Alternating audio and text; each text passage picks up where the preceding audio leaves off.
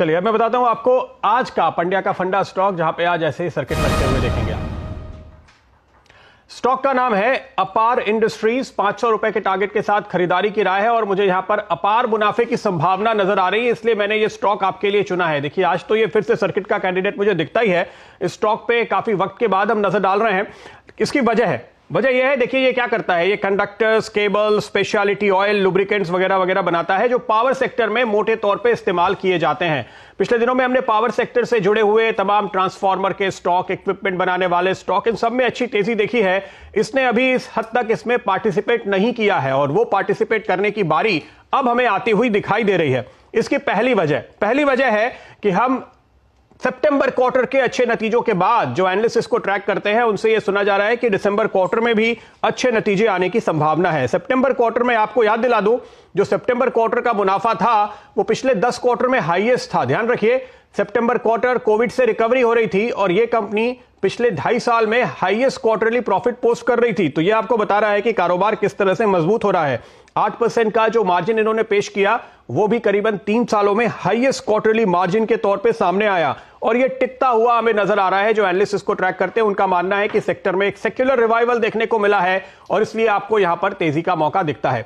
दूसरी बड़ी वजह, इस समय हम बजट के पहले ये उम्मीद रख रहे हैं कि पावर सेक्टर के लिए काफी घोषणाएं होती हुई नजर आएंगी। मिसाल के तौर पे जो ऑलरेडी जो प्लान सामने हैं, मैं सिर्फ आपको याद दिलाऊं तो 1,80,000 करोड़ रुपए पावर ट्रांसमिशन सेक्टर में इन्वेस्टमेंट की योजना चल रही है, जिसके लिए बजट एलोकेशन आपको आते हुए दिखाई देगा और उसके बाद स्टेट डिस्कॉम्स और तमाम कंपनीज की ओर से यहां पर खरीदारी देखने को मिलेगी। दूसरा बड़ा जो डिमांड का सोर्स दिखाई दे रहा है वो है रेलवेज। आप देखिए इस पूरे के पूरे कोरोना के दौर में रेलवेज एक डिपार्टमेंट था जिसने बड़े पैमाने पे इन्वेस्टमेंट किए हैं और रेलवे की योजना है 100% इलेक्ट्रिफिकेशन 2021 से 2025 के दौर में। तो अगले 4-5 सालों के लिए एक बहुत बड़ा कस्टमर खड़ा हो रहा है इस तरह की कंपनीज के लिए। और अगर उस एक क्लाइंट की ओर से ही तगड़ी बाइंग आती है, यानी कि परचेजिंग होती है, तो वो काफी होगी इन कंपनीज को अगले 4-5 सालों तक शानदार नतीजे पेश करने में कहीं कोई दिक्कत नजर नहीं आएगी। यह आप मान के चल सकते हैं, क्योंकि इंडियन रेलवे मैमथ है, बहुत बड़ा हाथी जिसको हम कहते हैं। वहां से अगर डिमांड मिले तो फिर कहना ही क्या है। और अच्छी बात की डिमांड आ रही है। पीयूष गोयल साहब जैसे एक डायनामिक लीडर के होते जिस तरह से इस सेक्टर ने, इस कंपनी ने यानी इंडियन रेलवे ने काम किया है, वो बिल्कुल काबिले तारीफ है। एक और बड़ी वजह, ये एक बड़ा एक्सपोर्ट प्ले भी है। जी हां, ये बात बहुत कम हाईलाइट होती है क्योंकि छोटी कंपनी है, लेकिन इस कंपनी का 45% के करीब एक्सपोर्ट होता है और एक्सपोर्ट मार्केट जो है करीब करीब 100 देशों में अलग अलग है जहां पे ये अपने आइटम्स की सप्लाई करते हैं। तो ये डाइवर्सिफिकेशन जाहिर तौर पे इनके काम आएगा। वैल्यूएशन पे नजर डालते हैं क्योंकि वो सबसे अहम चीज है। वैल्यूएशन पे नजर डालिए। इस समय आप देखिए इसकी बुक वैल्यू के 1.1 टाइम्स पे ये ट्रेड कर रहा है। 28% ROCE वाला स्टॉक। तो बुक वैल्यू पे वैल्यूएशन सस्ता है, लेकिन साथ में देखने वाली बात है कि रिटर्न रेशियो कैसा है। तो ROCE है 28%, तब ये सस्ता लगेगा आपको। दूसरी बात एक और देखिएगा, पिछले 6 साल में बुक वैल्यू डबल हो गई है, तो फिर आपको लगेगा कि नहीं, ये वैल्यूएशन अभी यहां पे काफी कुछ कमाई का मौका बचता है, खासतौर पे तब जबकि अर्निंग्स एक्सपैंड हो रही है, EPS एक्सपैंड हो रही है। और पहले 6 महीने में इन्होंने जो EPS एक्सपेंशन दिखाया है, अगर वो जारी रहता है तो पूरे साल में जो अर्निंग्स आएंगी वो काफी शानदार होगी। शायद यही वजह है, last but not the least, institutions का ये फेवरेट स्टॉक है। 27% स्टेक यहां पर इंस्टीट्यूशन के हाथ में है। 27%, 1/4 से भी ज्यादा। DIIs, FIIs दोनों इस पे बुलिश हैं, तगड़ी पोजीशन रखते हैं। सिर्फ 2 मिसाल मैं आपको दे दूं, 9% होल्डिंग है HDFC म्यूचुअल फंड की इस कंपनी में। जी हां, बहुत बड़ी होल्डिंग है। इतनी बड़ी होल्डिंग जब कोई म्यूचुअल फंड एक कंपनी में लेता है तो आप उसका कन्विक्शन देख सकते हैं। गोल्डमैन सैक्स एक FII जिनकी करीब 2.5% की शेयर होल्डिंग है। तो यह वो स्टॉक।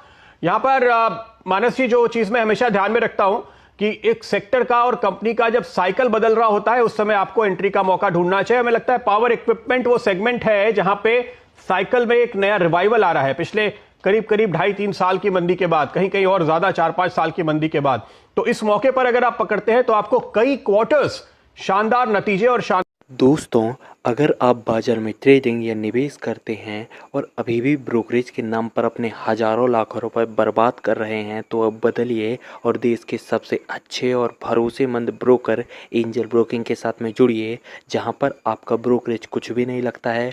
ब्रोकरेज लगता है तो सिर्फ इंट्राडे ट्रेड में, वह भी सिर्फ 20 रुपये। तो लिंक डिस्क्रिप्शन में है, वहां पर जाकर आप अपना अकाउंट ओपन करा सकते हैं एंजल ब्रोकिंग से। मैं आपको बता रहा हूं आंध्रा शुगर, जहां पे 500 रुपए के टारगेट के साथ आपको खरीदारी करने की सलाह दी जा रही है। इस कंपनी का नाम आंध्रा शुगर है, लेकिन इसका करीब करीब 83% जो टर्नओवर है वो केमिकल से आता है। तो ये दरअसल एक केमिकल कंपनी है जो शुगर भी बनाती है, ये मानते हुए आप इसमें चलिए और इसी हिसाब से इसमें खरीदारी करिए। ये कंपनी मोटे तौर पर केमिकल के कारोबार में काम करती है। जो प्रोडक्ट्स ये बनाते हैं, caustic soda, caustic potash, chlorine, hydrochloric acid, बहुत लंबी लिस्ट है। इनफैक्ट मैं देख रहा था, सारे केमिकल्स के नाम तो मैं याद भी नहीं रहते, लेकिन मैंने ये देखा कि इन केमिकल्स के हाल चाल क्या है, भाव कैसे हैं।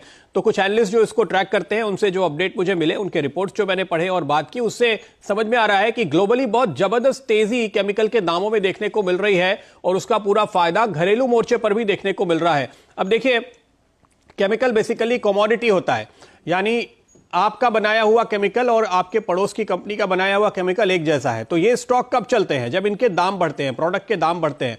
और ग्लोबली बहुत ही जबरदस्त डिमांड देखने को मिल रही है, उसके साथ साथ इसके दाम बढ़ रहे हैं, उसके साथ साथ कंपनी की मार्जिन सुधर रही है और उसके साथ साथ कंपनी की ईपीएस सुधर रही है। इस वजह से आपको यहां पर खरीदारी का मौका मुझे बनता हुआ दिखाई दे रहा है। तो दाम क्यों बढ़ रहे हैं, मांग क्यों बढ़ रही है और क्या वो और आगे बढ़ेगी, ये अगला सवाल होता है। तो इसका जवाब मैंने जब ढूंढने की कोशिश की, मैंने देखा कौन से वो सेक्टर हैं जो इनके प्रोडक्ट्स का, केमिकल्स का इस्तेमाल करते हैं। देखिए, पल्प एंड पेपर कंपनियों ने लगातार अपने दाम बढ़ाए हैं, आपको मालूम है।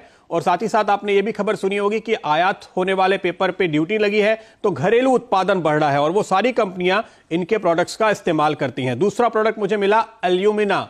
आपने हाल ही में सुना होगा, नाल्को ने बड़ा केपेक्स प्लान अनाउंस किया है। अंतरराष्ट्रीय बाजारों में एल्यूमिना और एल्यूमिनियम के दाम नए लेवल्स पर हैं।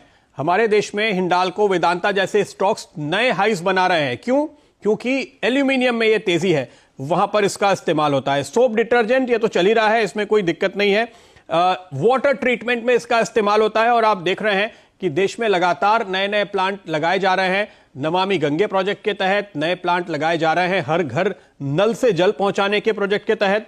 उसके बाद देखिए, टेक्सटाइल्स में इसका इस्तेमाल होता है और इस सेक्टर की हम बात लगातार कर रहे हैं। कल ही हमने बहुत सारे टेक्सटाइल सेक्टर, आपने सीएनबीसी आवाज पे सेक्टर के स्टॉक्स में तेजी के कॉल देखे और जबरदस्त तेजी आई। ये एक और सेक्टर है जो लंबी मंदी से बाहर निकल रहा है। मेटल, माइनिंग, ग्लास मेकिंग, लंबी लिस्ट है। लेकिन मुद्दे की बात यह है कि वो सारे सेक्टर्स, वो सारी इंडस्ट्रीज जिनको ये सप्लाई करते हैं अपने केमिकल्स, वो बहुत अच्छी तेजी में है। रही बात शुगर की, तो वहां तो गवर्नमेंट का सपोर्ट लगातार बना ही हुआ है, सब्सिडी के साथ एक्सपोर्ट हो रहा है, तो जाहिर है कि आपको कोई दिक्कत की बात नहीं है। इसका नतीजा लेकिन क्या हो रहा है, देखिए, इस कंपनी के फाइनेंशियल्स पे सिंगल डिजिट वाली मार्जिन अब आपको 15 से 20% पे सस्टेन होती हुई नजर आ रही है। दबाव होता है तो 15 हो जाता है, बेहतर क्वार्टर होता है तो 20 हो जाती है। तो ये मार्जिन जो नए लेवल्स पे आ गए हैं, वो आने वाले क्वार्टर्स की अर्निंग्स के लिए बेहद पॉजिटिव है। अच्छा, थोड़ा फार्मा का भी काम करती है ये कंपनी। ये मैं आपको वो बात बता रहा हूं जो आपने कभी पढ़ी सुनी नहीं होगी, आपको किसी ने बताया नहीं होगा। ये एस्पिरिन की टैबलेट बनाते हैं और यूएस यूके में एक्सपोर्ट भी कर लेते हैं। पुरानी कंपनी है, अलग अलग कारोबार है, जमे जमाए हैं।